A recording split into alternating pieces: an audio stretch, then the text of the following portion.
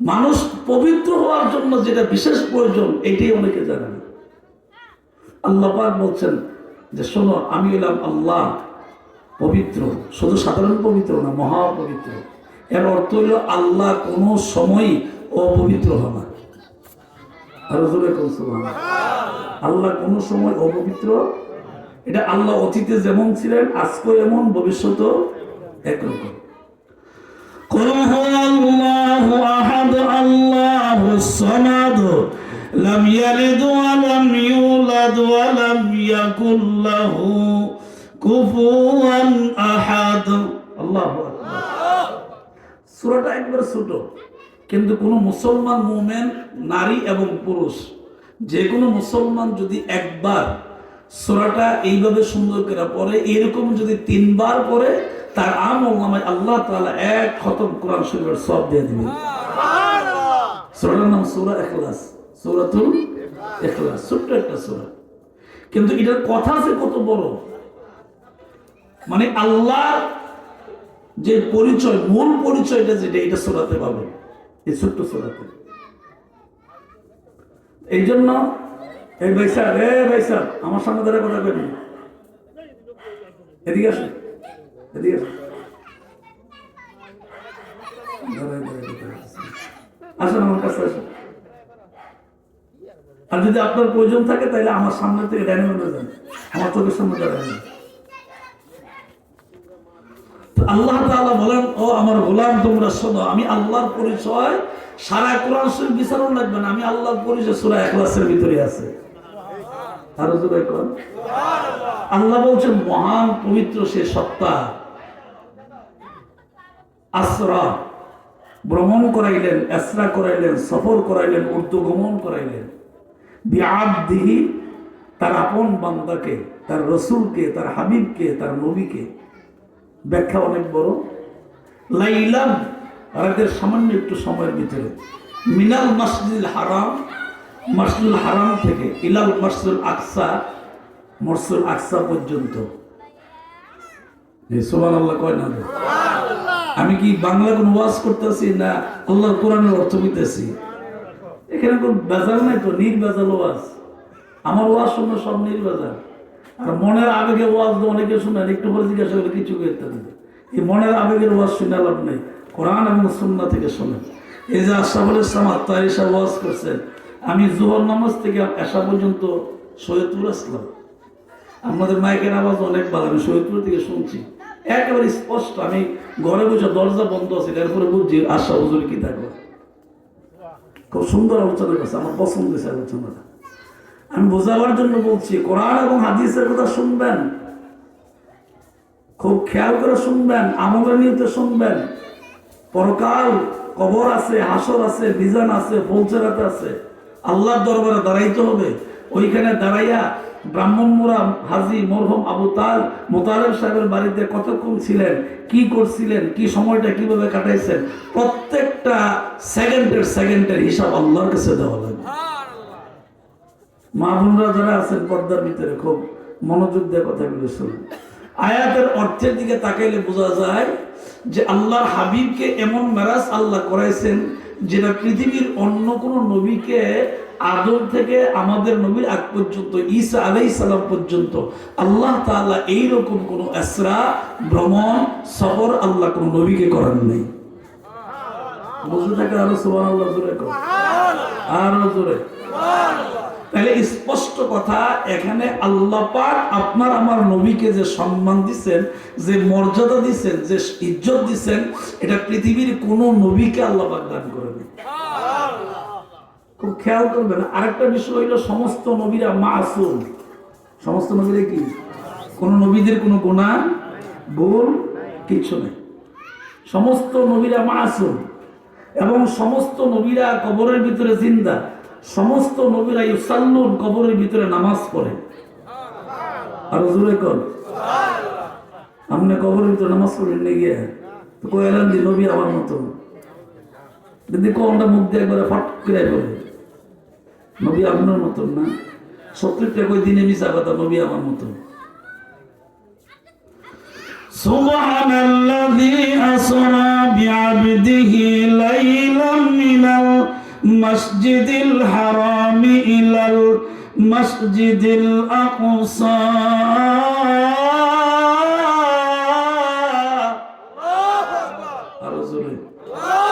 জিবরাইল পয়গম্বরকে জানায়া দাও আমি আল্লাহ পাক আদম থেকে শুরু করে ঈসা আলাইহিস সালাম পর্যন্ত অসংখ্য নবী দুনিয়াতে পাঠাইলাম, কোন নবীকে আমি আল্লাহ লাইলাম এদের সামান্য একটু অংশে এইভাবে করে আমি আল্লাহ কোন নবীকে আশ্রয় করাই নাই, ভ্রমণ করাই নাই, সফর করাই নাই। আমি আল্লাহ আমার আখিরি পয়গম্বরকে আশ্রয় করাইলাম, ভ্রমণ করাইলাম, সফর করাইলাম, ঊর্ধ্ব গমন করার একটা মাত্র কারণ আমি আল্লাহ সমস্ত নবীদের ভিতরে আমি আল্লাহ আখিরি পয়গম্বরের মর্যাদা বেশি দান করছি। বুঝে থাকলে এখন বলবেন এই নবীর যেমন দাম বেশি, আমরা যারা ব্রাহ্মণ করে বসে রয়েছি আমাদের তো দাম বেশি। কথা কয় না, দলের নেতার যদি দাম বেশি এই দলের কর্মীর দাম থাকে বেশি, ঠিক না? দলের নেতা যদি কোথায় জায়গা, কর্মী এমনি জায়গা। কথা কয় না, একশো গেছে, দল গেছে, খবর নেই আছে না নেই। কথা কয় ঠিক না? আমি রাজনীতি ওয়াজ করে বিশ্বাস মানুষ খালি বোঝানোর জন্য উদাহরণ দিচ্ছি। তাহলে বোঝা গেল নবী যে এরকম দাবি, নবীর উম্মত এরকম। ছোট্ট একটা ফায়দা ওয়াজ করে নবী যখন একটা জান্নাত ভ্রমণ করতে গেছেন, জান্নাতে প্রবেশ করবেন, নবী তায়েদের বারিন্দার মধ্যে একজন একবার উত্তর দিকে যায় আর একবার দক্ষিণ দিকে যায়, মানে আপ ডাউন করে। তো নবী জিজ্ঞাসা করছে মা ইসমুকা, আপনার নাম কি? কই ইসমু আনা দাউদ আলাইহিস সালাম। ইসমু আনা দাউদ আলাইহিস সালাম। মাশাআল্লাহ, আরবি তো বুঝেন ভালোই না, মাশাআল্লাহ বুঝিয়ে দিছে। তো বলছে আমার নাম দাউদ আলাইহিস সালাম। তো আমাদের নবী বলছেন আপনি যদি দাউদ আলাইহিস সালাম হয়ে থাকেন তাহলে আমিও নবী, আপনিও নবী। সুতরাং আপনি জান্নাতের বারিন্দার ভিতরে এভাবে হাঁটাহাঁটি করবেন কেন? জান্নাতের ভিতরে প্রবেশ করেন। আর জোরে করবেন না সুবহানাল্লাহ। জান্নাতের ভিতরে প্রবেশ করেন। দাউদ আলাইহিস সালাম মুস্কে একটা হাসি দিছে। আল্লাহর নবী দাউদ পয়গম্বর, আখিরি নবী মুহাম্মদ রাসূলুল্লাহ সাল্লাল্লাহু আলাইহি সাল্লাম রহমতের নবীর দিকে তাকে একটা মুস্কি হাসি দিছে। ডাক দেয়া বলে আখিরি পয়গম্বর, আল্লাহর কসম যতক্ষণ পর্যন্ত আখিরি নবী জান্নাতের ভিতরে প্রবেশ না করবে ততক্ষণ পর্যন্ত কোন পয়গম্বর, কোন নবী জান্নাতের ভিতরে প্রবেশ করতে পারবে না। বলেন তো এই কথা শুই না আমাদের নবী খুশি না বেজায়? মুস্কি মুস্কি হাসে, হ্যাঁ মুস্কি মুস্কি হাসে। তো নবীজি জান্নাতের ভিতরে প্রবেশ করছেন, 8টা জান্নাত ঘুরে ঘুরে দেখছেন। জান্নাত ভ্রমণ শেষ হয়ে বের হয়ে আসবেন, আবার নবী সাইদের বারিন্দার মধ্যে তাই না আমি এই 8টা সে আপ ডাউন করতেছে। আপনার আমার নবী মদিনার পয়গম্বর দাউদ আলাইহিস সালামের চেহারার দিকে তাকিয়ে দাউদ পয়গম্বর আল্লাহর কসম করে বলে যায় যাওয়ার সময় তোমার জবান থেকে একটা কথা শুনছি, এখন আমি নিজেই তোমার কাছে একটা কথা বলিয়া যাই। ও দাউদ পয়গম্বর, যতক্ষণ পর্যন্ত কিয়ামতের কঠিন ময়দানে বিচার হবে, ওই বিচারের পরে আল্লাহ যখন ফয়সালা করবে জান্নাতে যাওয়ার জন্য, ওই জান্নাতে যখন মানুষগুলো দলে দলে প্রবেশ করবে, দলে দলে প্রবেশ করবে, জান্নাতের ভিতরে যখন দলে দলে প্রবেশ করবে, সর্বপ্রথম আমার আল্লাহ আমাকে দিয়ে জান্নাতের তালা খুলবে। নবী বলছেন লা ফাখার, এটা কোনো আমার ফখর না। আর আমার অবস্থা কি? একদল বাজছে আরেক দল কত রং করতেছে, কত কথা কর, মাশাআল্লাহ।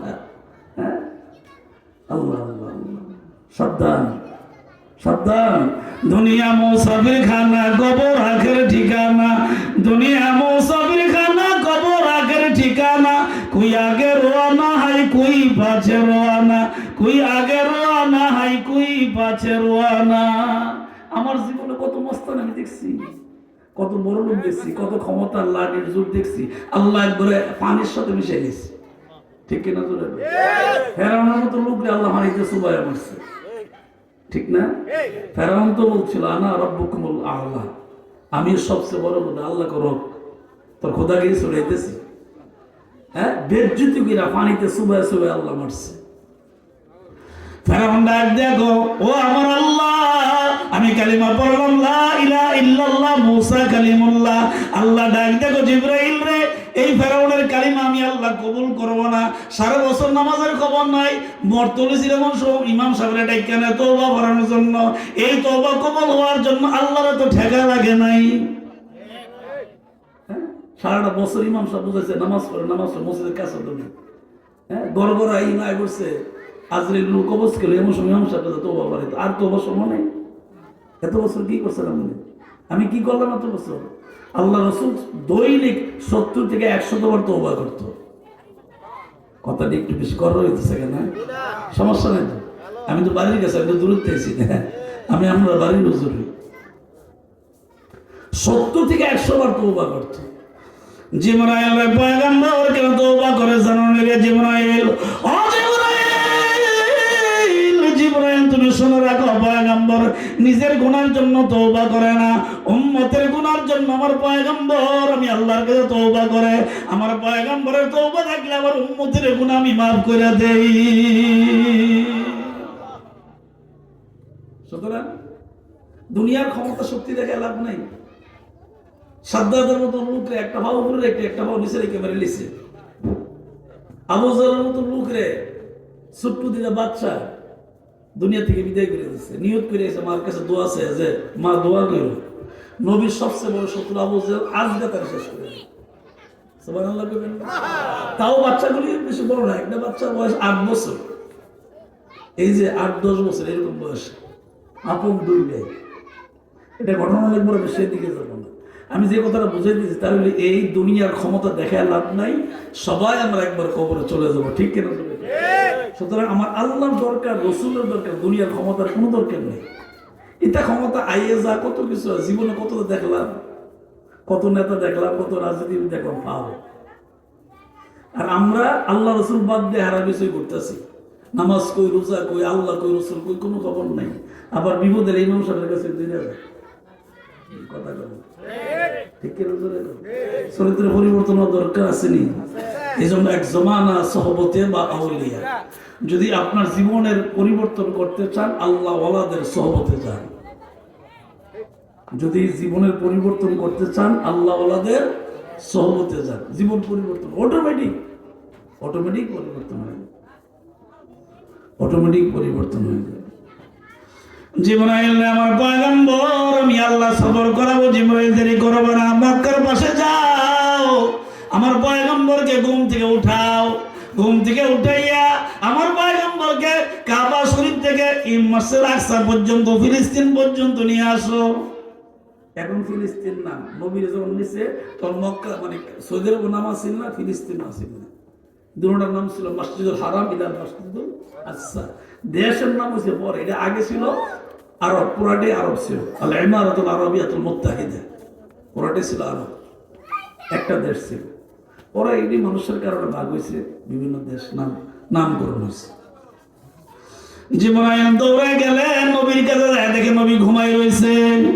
খেয়াল নবী আমার মতো সাফাটা ওরাই নিল, ফাইজাম কালাম করে। নবী আমার মতন না।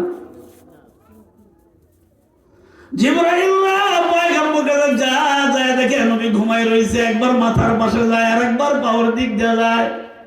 জিবরাইল চিন্তা করছে নবী ঘুমাই রয়েছে, ডাক দিই কেমনি? যদি ডাক দিই আর যদি নবীর মনে কষ্ট পাতো, আমি জিবরাইলের বসে থাকতো না। কি জবাব দেব আল্লাহর কাছে? আল্লাহর বন্ধুর যদি মনে কষ্ট হয়। জিবরাইল একবার পায়ের দিক দিয়ে যায় আর একবার মাথার দিক দিয়ে যায়, 2 দিক দিয়ে যায়। জিবরাইল বারবার আপ-ডাউন করে, এমত অবস্থায় আল্লাহর নবীর ঘুম ভাঙছে। জিবরাইল নবীর কদমে পায়ের তালুর মধ্যে জিহ্বাটা লাগাইছে, ঠান্ডা অনুভব করে নবীজি ঘুম থেকে সজাগ হয়ে গেছে। চোখ খুলে তাকায় দেখে জিবরাইল নবীর পায়ের পাশে। জিবরাইলকে ডাক দেখো, জিবরাইল রে কি করলি রে? জিবরাইল কি করলি? আমার পায়ের তালুর ভিতরে কেন জিহ্বা লাগাইলি রে জিবরাইল? ও জিবরাইল তোমার মর্যাদা অনেক বড় রে জিবরাইল, কেন পায়ের তালুর মধ্যে জিহ্বা লাগাইলে? ডাক দিলে তো পারতা।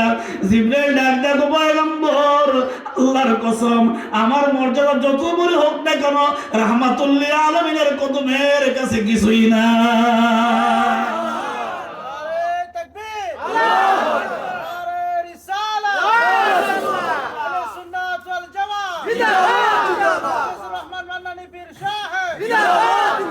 ও জিবরাইল, জিবরাইল পায়ের তালুর মধ্যে জিহ্বা লাগাইলা, ডাক দাও নাই কেন? জিবরাইল ডাক দাও, পয়গম্বর আল্লাহর কসম, ডাক দিতে গিয়ে ভয় পাইছি যদি হঠাৎ করে আপনার ঘুমটা ভাঙে, আপনার যদি কষ্ট হয়, আমি মাওলার কাছে কি জবাব দিব, এই ভয়ে ডাক দেই নাই। এই জন্য আমি আপনার পায়ের তালুর মধ্যে জিহ্বা লাগাইছি। আল্লাহ নবী ডাক দেন, জিবরাইল রে তুমি কি জানো না রে জিবরাইল, আমি দুনিয়ার কোনো মানে সাধারণ মানুষ না, আমি আব্দুল করিম আব্দুর রহিম না রে জিবরাইল, লা ফাকার, এটা আমার কোনো ফখর না, আমি হইলাম আল্লাহর পক্ষ থেকে রাহমাতাল লিল আলামিন। ও জিবরাইল, আমি আল্লাহর পক্ষ থেকে রাহমাতাল লিল আলামিন, রাহমাতাল লিল আলামিনের চোখ ঘুমায় রে জিবরাইল, অন্তর কোনোদিন ঘুমায় না। আমার চোখ দেখছো ঘুমায় রইছে, আমার অন্তর ঘুমায় না, আমি জীবিত, আমি সব দেখি। তুমি না মনে করছো আমার চোখ বন্ধ ঘুমায় রইছি? সত্তরের বিশ্বাস চোখ বন্ধ করে মদিনা দেয় তো নবী তো এটা অনেক উপরে কথা, হিসাবই তো করে যেত না। আরো জোরে কয় না। আড়াইবাড়ির বিশ্বাস, মরহম বিশ্বাস, বদনার মধ্যে পানি দিছে, পানির মধ্যে চায় দেখি তা বুড়িতে কাবা ঘরের সামনে দাঁড়ায় দাঁড়ায় আড়াইবাড়ির বিশ্বাস নামাজ পড়াইতেছে। আরো জোরে করবেন না সুবহানাল্লাহ। আড়াইবাড়ির মরহম বিশ্বাস, আমার নানা যিনি ছিলেন মুরিদ গেছে, আমরা সবাই গেল মসজিদে নামাজ পড়তে, আমরা দেখলাম না যে, তোমার কি দেখা লাগবে?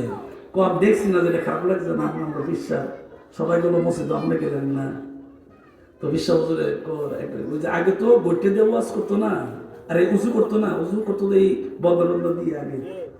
তো কইছে এটা তো ফানি আনো, ফানি আনছে, ফানি এনে কইছে এটা মনে রাখো, তবে সাবধান, যা দেখবা কেউ রয়েছে করতে না। তো রাখছে কেন হুজুর কাছে গরুর বাড়ির ভিতরে, হেমার এই অবস্থা দেখে পাগল হয়ে গেছে। মরহুম আবু সাইদ আজগর আহমদ রহমতুল্লাহ আরবের পীর সাহেবের কদমে পড়ে গেছে। আল্লাহ বলি গো বুঝতে পারি না গো, আল্লাহ বলি মাফ করে দিয়েন। আড়াইবাড়ির পীর সাহেব যদি কাবা ঘরের চেহারা আড়াইবাড়ির জমিন থেকে দেখে, মদিনার কামলাওয়ালা নবীরে যদি দেখে, সোনাকান্দার পীর সাহেব যদি সোনাকান্দার জমিন থেকে দেখে, সরসিনার পীর সাহেব যদি সরসিনার জমিন থেকে দেখে, মাসিয়াতের পীর সাহেব যদি মাসিয়াতের ব্রাহ্মণবাড়িয়ার মাসিয়াতের থেকে দেখে, তাইলে বোঝা গেল আল্লাহওয়ালা ব্যক্তি যদি জায়গা থেকে বৈশা মদিনা দেখে, নবীর সঙ্গে তুলনা করলে ইমাম থাকবে না। ঠিক কিনা? একটা কথা মনে রাখবেন, ওয়াজ ডাইরেক্ট একবারে স্পষ্ট, নবী নবীর মতন, আমি আমার মতন। কথা কি বুঝছেন? নবী নবীর মতন, নবী নবীর মতন, আল্লাহ যেমনে বানাইছে উনি এমনি। নবী নিয়ে কোনো তর্ক চলবে না, নবী নিয়ে কোনো উল্টা পাল্টা কথা বলা যাবে না, ইমান চলে যাবে। সুতরাং এই স্পষ্ট বক্তব্য আল্লাহর কাছে আমরা এটি বলবো, আল্লাহ গো তোমার নবী তুমি যেমনে বানাইছো নবী নবীর মতন, আর আমি আব্দুর রহিম আব্দুল কুদ্দুস আয়েশা খাদিজা আমরা আপনার মতন। ঠিক কিনা? জোরে কর। আরে ব্রাহ্মণরা সমাজে বসবাস করে, সমাজের সবটি মানুষের ওজন কি একরকম? কেউ তো বড় চেয়ার বা কেউ আবার নিচে কে বইতে, তো দুজনের মর্যাদা কি একরকম হইল? তো নবী আমার মতন হইল কেমনে? আল্লাহ আল্লাহ, সাবধান, ইমান সেকেন্ডে চলে যায়। ও পয়গম্বর জিবরাইল, আমার পয়গম্বরকে বলো মাসুল হারাম থেকে ইলাল মাসুল আকসা পর্যন্ত যাওয়ার জন্য। আল্লাহর পয়গম্বর ডাক দেখো জিবরাইল দাঁড়াও, একটু উযু করে নেই। উযু করতে গেছে, উযু করা শেষ, এবার জিবরাইল ডাক দেখো নবী গো তাড়াতাড়ি করেন, আল্লাহ কাছে তাড়াতাড়ি যাওয়ার জন্য আপনার অপেক্ষায় মাসুল আকসার ভিতরে সমস্ত নবীরা দাঁড়ায় রয়েছে। সুবহানাল্লাহ। আরো জোরে কর। কারে হামাদ খালকে আজম জুমলা রাজ, কারে হামাদ খালকে আজম জুমলা রাজ, বা খুদা তাকদীরে কায়রাওয়াজ। সমস্ত নবীরা কবরের ভিতরে বাইতুল মুকাদ্দাসে গেল কেমনে? আল্লাহ তো আমি যেমনি নিছি হেমনে। ক্ষমতা আছে না আল্লাহ? আছে না? ইন্নামা আমরুহু ইযা আরাদা শাইআন আন ইয়াকুলা লাহু কুন ফায়াকুন।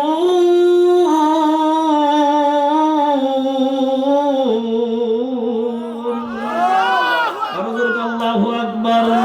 জিবরাইল আমার পয়গম্বরকে তাড়াতাড়ি নিয়ে যাও, বাইতুল মুকাদ্দাসে সমস্ত নবীর অপেক্ষা করতেছে রাহমাতাল লিল আলামিনের চাঁদ এক নজর দেখার জন্য। সমস্ত নবীরা ওইখানে অপেক্ষা করতেছে আমার আখির নবীরে, আমার বন্ধুরে, আমার রহমতের নবীরে, আমার শ্রেষ্ঠ নবীরে এক নজর দেখার জন্য। সেই নবীর উম্মত আমরা। আলহামদুলিল্লাহ কি আর একটু জোরে কইতেন না? আর জোরে আলহামদুলিল্লাহ, আলহামদুলিল্লাহ।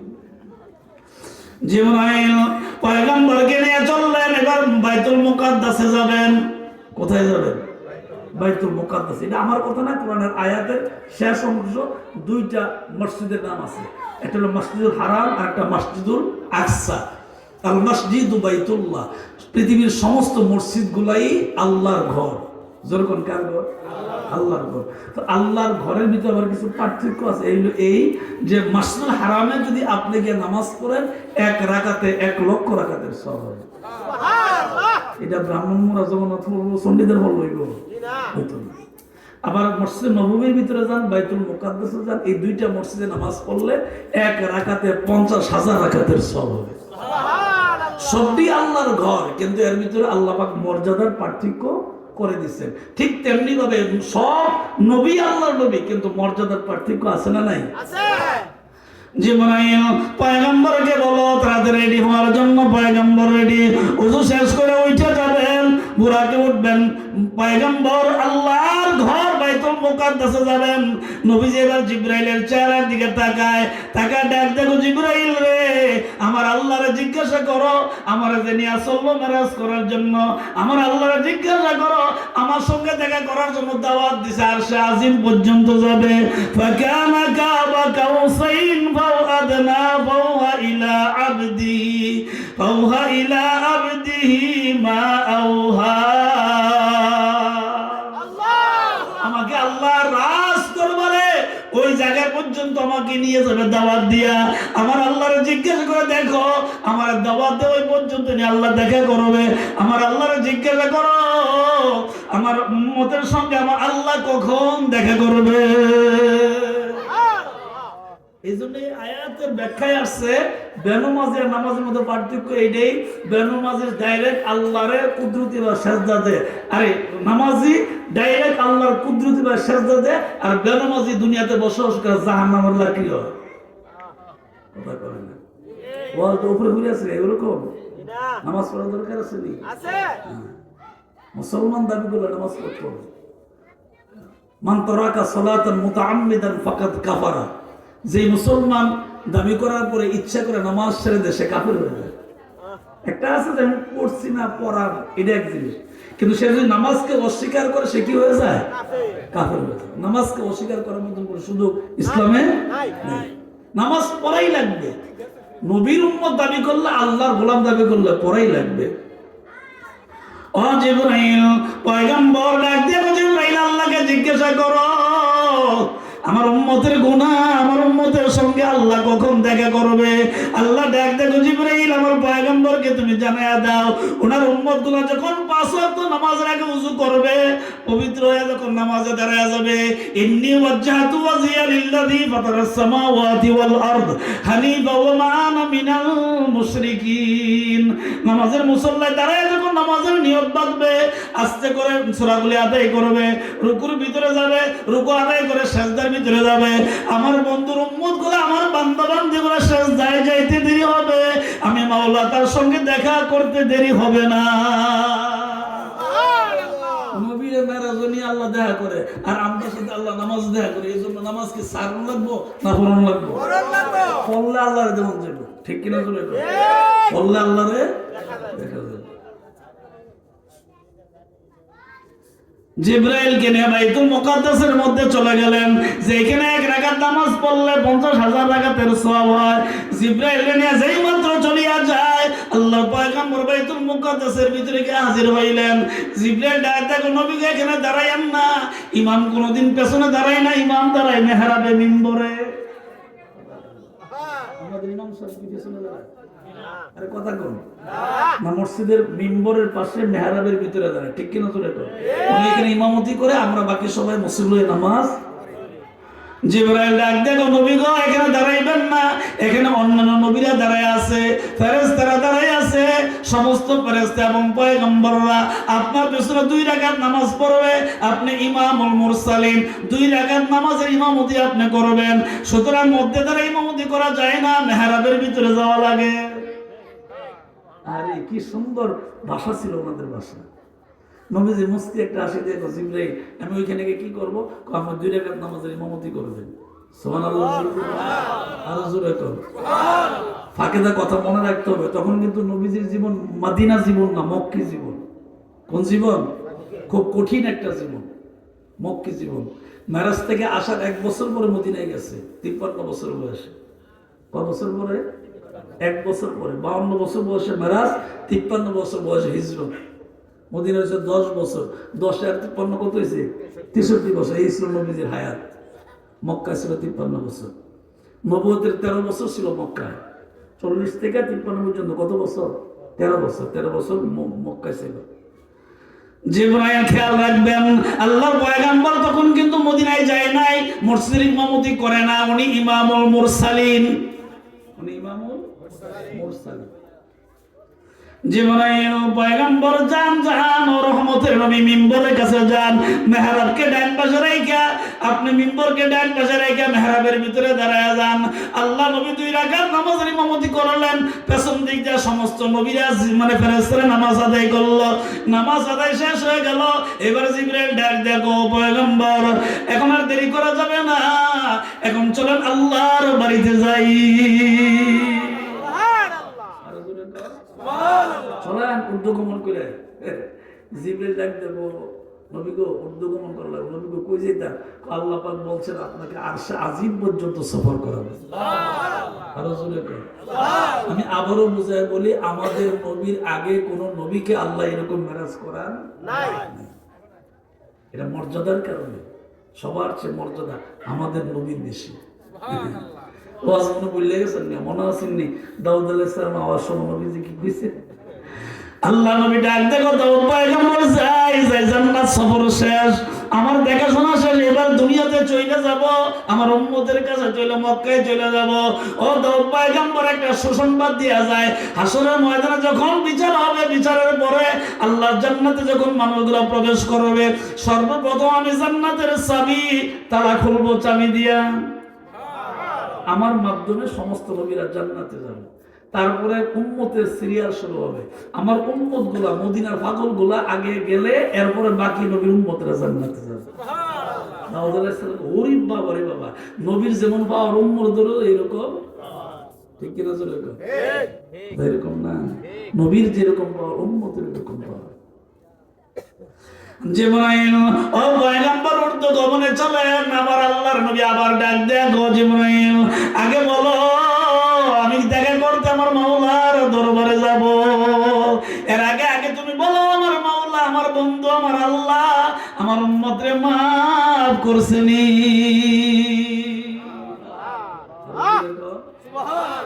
বলো আগে। আল্লাহ গো জিবরাইল আমার বন্ধু আলী বারবার উম্মতের কথা, উম্মতের লেগে এত মায়া, আমার বন্ধুরে কয়ে দে উম্মতের জন্য কোনো টেনশন নাই, আমি আমার নবীর সমস্ত উম্মতদেরকে আমি আল্লাহ জান্নাত দিয়ে দিই। এখন আপনি আবার প্রশ্ন করতে পারেন হুজুর নামাজ তো পড়ে না, রোজাও রাখে না, যাকাতও দেয় না, হজও করে না, ভেবাটা উম্মতের জান্নাতে যাবে কেমনে? আল্লাহ ডাক দেখো নবী গো আপনার উম্মত এই কাজগুলো যদি না করে এত আপনার উম্মতই না।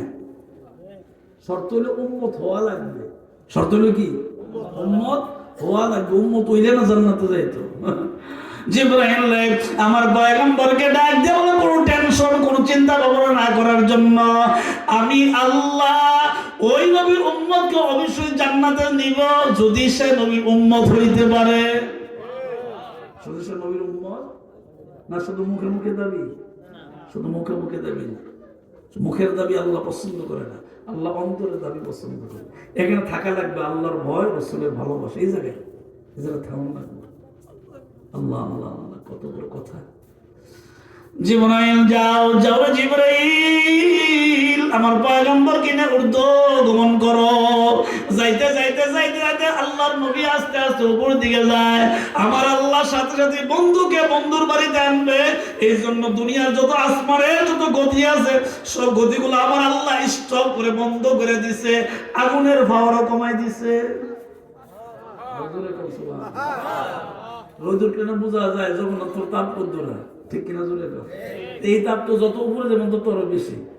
আল্লাহকে আমি সমস্ত কিছু এক সেকেন্ডের ভিতরে আমি আল্লাহ নিয়ন্ত্রণ করে দিয়েছি, সমস্ত কিছু অফ করে দিয়েছি, কোনো কিছু নাই, সব চলাচল বন্ধ, শুধুমাত্র আমার বন্ধু চলতেছে। শুধুমাত্র কে চলতেছে? আল্লাহকে আমার বন্ধু চলতেছে আর জিবরাইল চলতেছে। এই দুইজনের চলা শুরু, সবকিছু বন্ধ। স্বাভাবিকভাবে দেখবেন এই যে আগামী 14 তারিখ যেটা ফেসবুকে দেখলাম আর কি, আমাদের সম্মানিত বর্তমান যিনি আছেন তারেক জিয়া সাহেব, উনি নাকি কুমিল্লায় 14 তারিখ আবার শাহজালাল ইয়ামিনী মুজাদ্দিদি রহমতুল্লাহ আলাই আল্লাহ মাজারও জিয়ারত করবো। এটা কথার কথা আর কি, উদাহরণ না দিলে ওয়াজ বুঝবেন না। তো উনি যে আসবে বা ওনার মা যে আগে আইতো অথবা ওনার বাপের আমল ওনার বাপে আইতো, তো ওনাদের সম্মানার্থে তো মানুষ অনেক কিছু করে, গেট করে, স্টেজ করে, ঠিক কিনা জোরে করে, প্যান্ডেল করে, ঠিক না? মানে যখন যে সরকারে আইডি করে দো করে কি করে না করে, অথবা আমাদের যারা এমপি মন্ত্রী হয় বা এলাকার যারা এমপি হয় তারা আসলে আমরা তাদের সম্মানার্থে অনেক কিছু করি না, করি। তো আল্লাহ ডাক দেখো বন্ধু তো বন্ধুর বাড়িতে আইব, তো বন্ধু বন্ধুর বাড়িতে আইব, আল্লাহ পাক সব সাজায় একবারে ক্লিয়ার। নারে তাকবীর, নারে তাকবীর, নারে রিসালাত। আল্লাহর আকর্ষণের আগমন, হযরত মাওলানা বাইজিদ রাজা রজবী সাহেবের আগমন, ব্রাহ্মণমুড়ার পক্ষ থেকে গোলাপ ফুল আছে শুভেচ্ছা।